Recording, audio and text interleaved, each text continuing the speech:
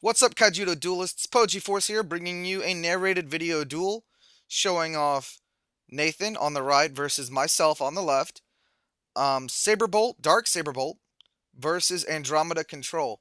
This is a very important match, in my opinion, because it demonstrates the perfect matchup, really. These two decks are pretty much meant to fight each other here.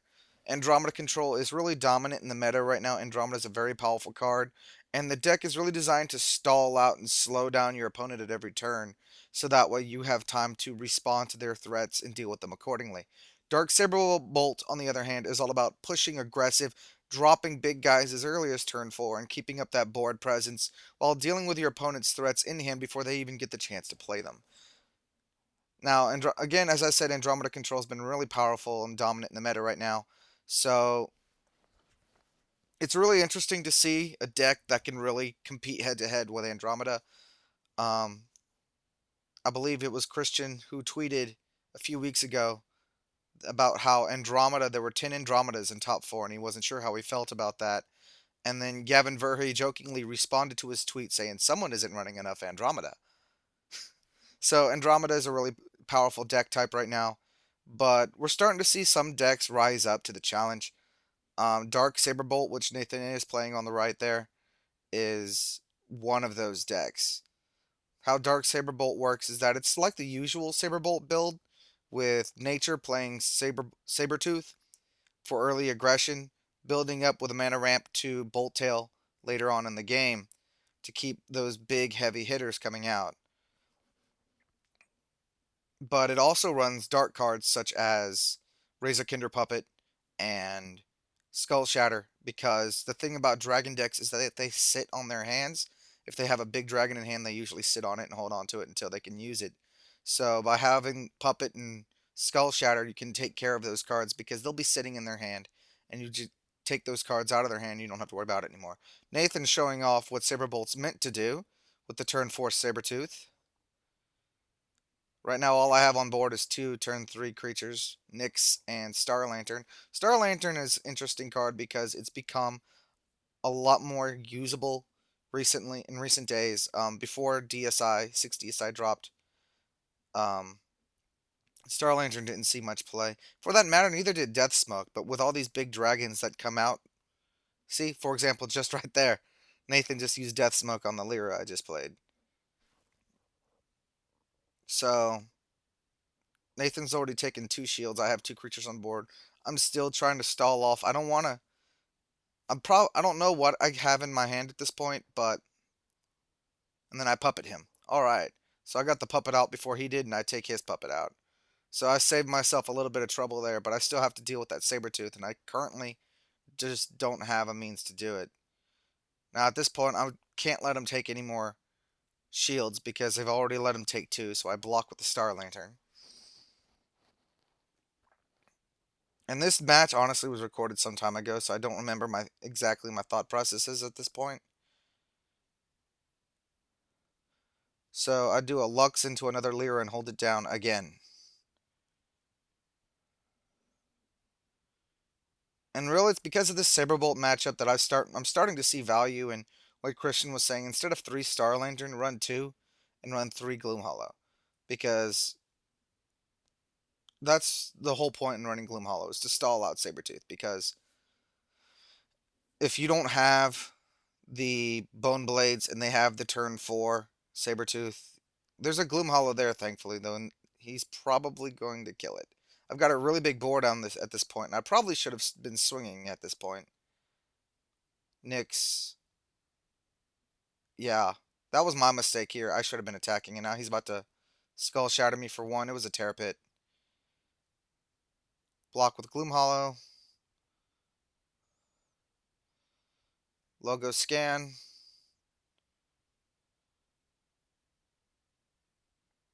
And I passed, and that was my mistake. I should have gone in at that point. I had 4 creatures, 5 creatures who could attack. I could have swung for game. And now he's got Infernus out.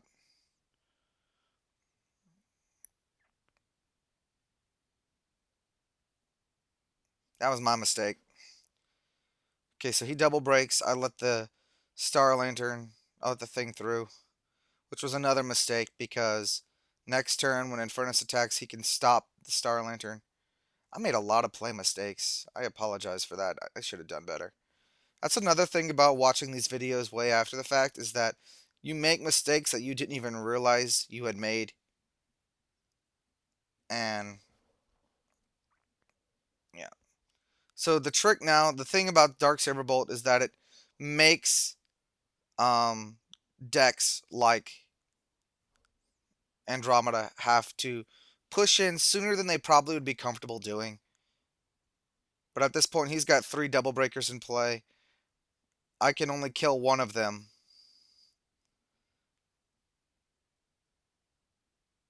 Oh, I don't know what I was thinking there. I don't know what I was thinking.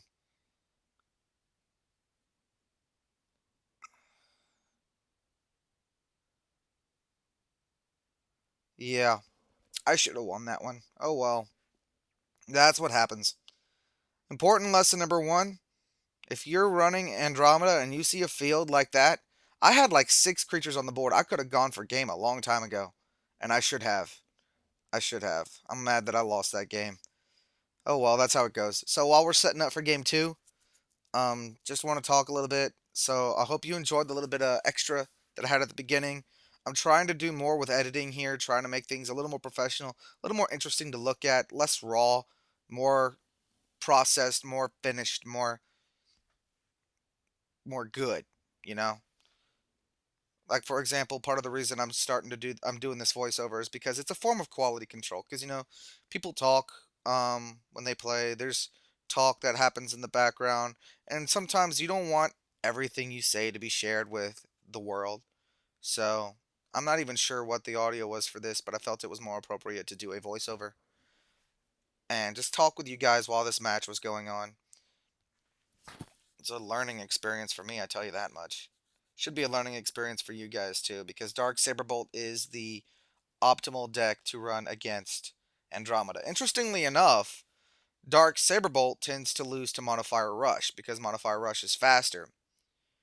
And Dark Saberbolt kind of counts on the Andromeda matchup where the decks are slower and Dark Saberbolt has a little bit more time and room to set up. So it's kind of like a trinity right there. Andromeda struggles with Dark Saberbolt. Dark Saberbolt struggles with Monofire Rush. And Monofire Rush kind of struggles with Andromeda because it runs a fair amount of blockers and it is about stalling out and slowing down. So the Monofire deck tends to burn out, pun not intended, against the Andromeda deck long before it's ready to actually swing for game. Plus Andromeda itself can offset all the damage that would normally be done by a fire deck. Usually, basically, once an Andromeda is dropped, a modifier deck scoops because there's really nothing they can do about it. So far, this is looking a little bit like the last game. Turn 3 Nyx.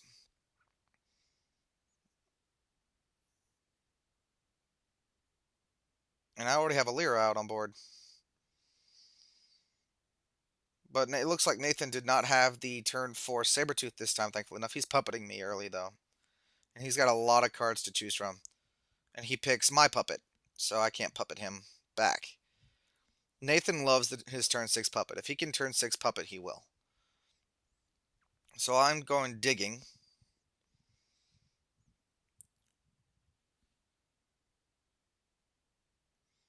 With Crystal Memory. And what I did was I got Dark Return, tap 2 to play Dark Return and get back the puppet he had me discard.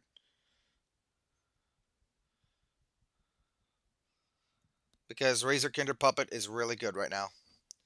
And it's one of the best cards in this meta for dealing with threats in hand because big dragons, they have to hang around for a little while.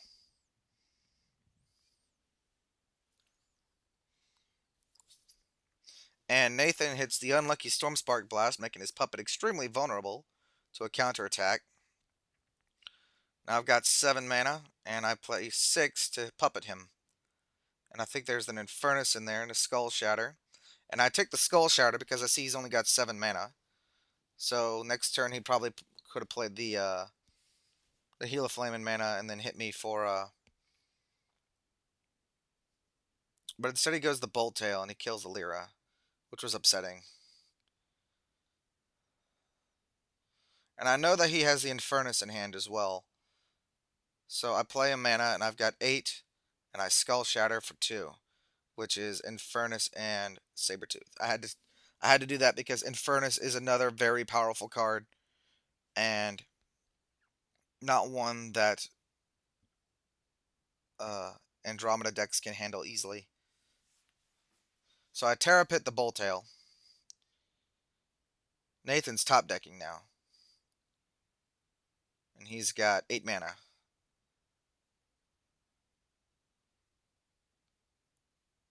And we're still waiting to see what he does here. Waiting, waiting. He passed, so my turn. And I think I play the Andromeda. No, I get the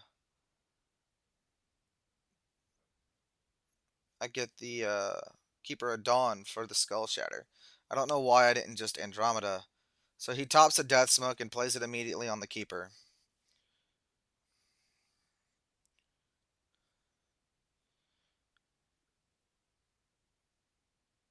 Play mana. And I do a Lux and a Star Lantern. And he drops Infernus. So you know he's targeting the Lux. And now I'm in a bit of a bind here because he's gotten Infernus out. And I'm digging, hoping for something that can kill it. And got the Death Smoke, so hurrah for that. And he tops the Bone Blaze, and now we're just kind of going back and forth. And I see that Andromeda in my hand, and I don't know why I'm not playing it because it's an amazing card. And it would put me in a safer position. I think I finally play it this turn, though. Yep, Lux into Andromeda. I think I wanted to do it that way because I wanted to make sure that Andromeda would be safe. And then he tops a Bolt Tail and just swings in, so... He hits a Crystal Memory, so I go looking for that.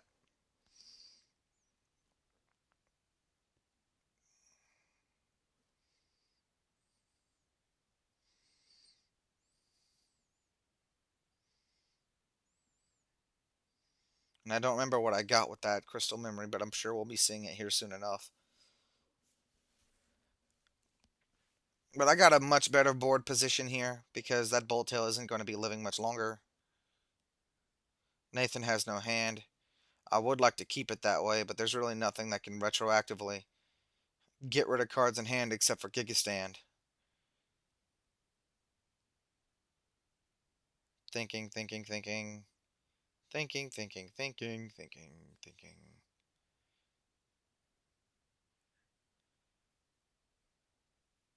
Wow, I spent a lot of time on this move. I knew I was going to attack the Bolt Tail. Question is that what I was going to do to set up for following turns?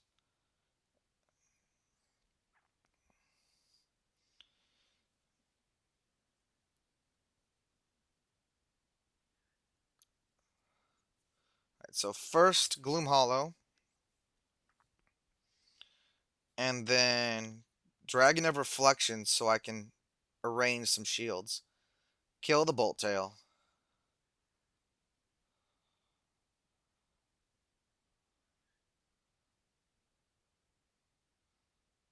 He Skull Shatters me, which hurt.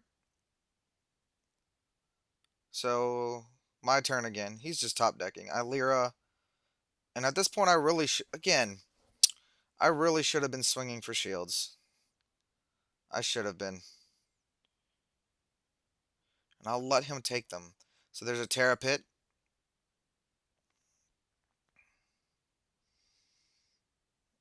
Another Lux. And I decide that, you know what, it's time to start doing something. Gloom Hollow. Root Trap. That's a hard card to deal with because Lux does not save.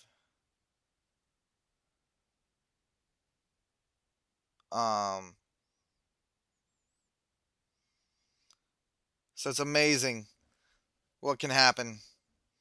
I still managed to win that one, but it was really close because he had the root trap, which Lux does not save your dragons from, and is part of the reason why Dark Saberbolt is so good because it runs root traps, or at least some of them do. And root trap helps deal with that Lux protection because that Lux protection is annoying to deal with. So we're going on here into game 3. While we're setting up for that, I just want to give you a quick heads up on how things are going to be going for me in the future. For the KMCs, I'm only going to be able to go to one of them, but that's going to be the one in South Carolina on the 1st. So I hope to be seeing some of you guys there. I'm going to be bringing my camera, get as much recording as I can, maybe do some player interviews. I'm not sure if I'll be able to record any matches since it's a fairly serious tournament, but try to get what I can, share the experience with you guys. Um, on another note, the 14th, 15th, and 16th, that weekend in June, I am going to be assisting Atlantis Games and Comics in doing a demonstration of Kaijudo at Anime Made Atlantic, or AMA for short. So it's an honor for me to be doing that for Steve. He's the guy who owns Atlantis. It's great to be able to get out there and promote the game in an environment like a convention. So if you guys are planning on coming out to AMA, stop by, say hello. I'd love to see you guys there. And I think we're starting the 3rd round here. Invisible mana. The glare at that angle. It's really bad. I hope you like the camera angle though, the overhead angle. Aside from the glare from the lamp on my left, it was a pretty good angle, I think. Great way to kind of see everything and what's going on. 4 mana, no 3 mana, and I logo scan. 4 mana and he Reap and Sows. Turn 4 Reap and Sow is not good news for me, and when I see him throwing a puppet and mana, I know he intends to puppet me back. So I'm just kind of like, what do I do? And I Star Lantern, and he's going to puppet me, and there's really nothing I can do about it. I know Nathan, and I knew the puppet was coming, but there was nothing I could do about it because he Reap and Sow turn 4.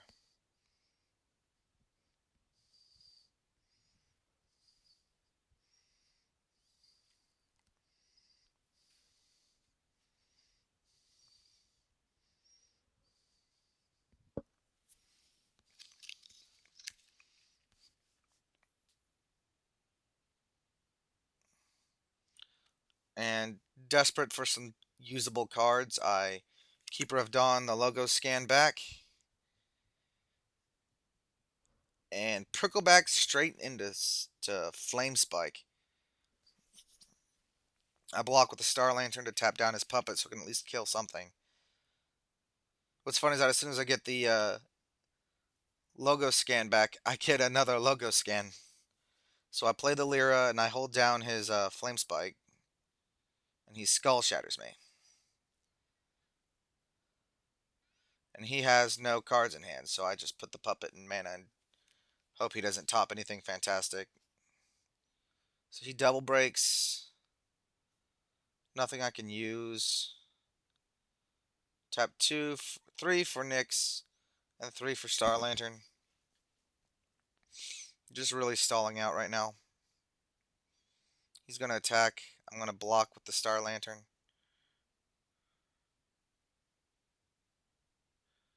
Top into a Terra Pit. I feel lucky.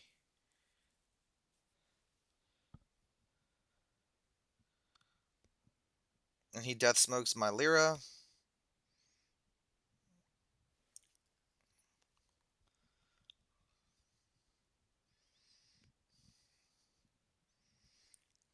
And then he Skull Shatters me.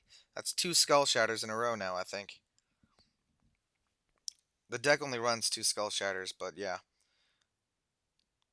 So I get a Dragon of Reflections out, and I draw off it because of Nyx. And this doesn't look good. And he drops an Infernus. Not good.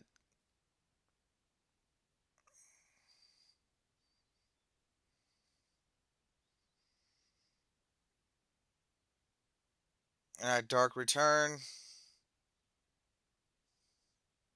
to get back Andromeda.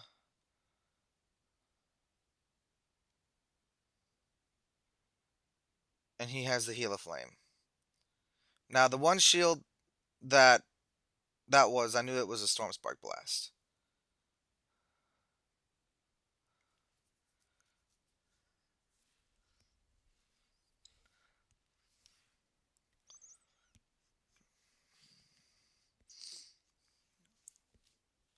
And I think this is the point where I'm about to lose here. I play the Andromeda, put down 2 shields, and I'm just praying for a blast because I know he still has that. But what's worse is that he was able to uh, put down a.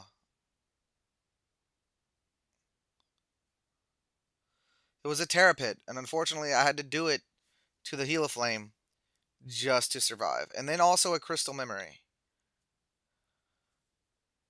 And I go looking, and I think I realized at that point that I don't have any more Terra Pits. And I can't play Keeper of Dawn because of Infernus. So I'm just stalling desperately at this point.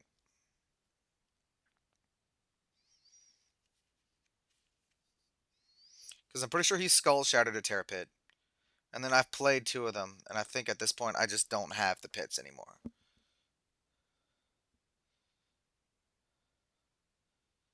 So I Lyra to hold it down, and then I kill that.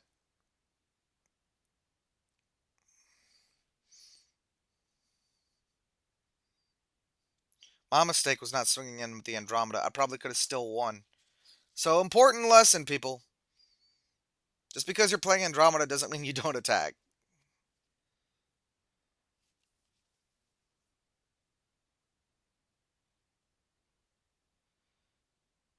So I Skull Shatter him for 2.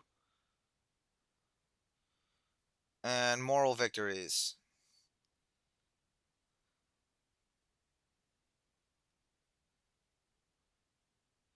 Further proof that I should have done it last turn. So Dark Saberbolt wins this game. I could have won the both games that I lost, but I made the mistake of not recognizing the need to attack. So that's an important lesson to take out of this. If you're playing an Andromeda deck against Dark Saberbolt, you're not going to be able to outstall them properly. So if you recognize that you have a big field, they don't, and that may not stay that way, it's probably best just to go ahead and swing in and just deal with the situation. But that was a 2-1 victory to Nathan. He played pretty well. I made a few mistakes. That's how it goes. Learn from your mistakes. Everyone makes them, and that's really the important thing because at least if you made a mistake, then that's something that you can fix in the future. Now, it's not like if a deck is bad or is just lost for no reason. But that's the match, you guys. Hope you enjoyed. Thanks for watching, and I'll see you again next time.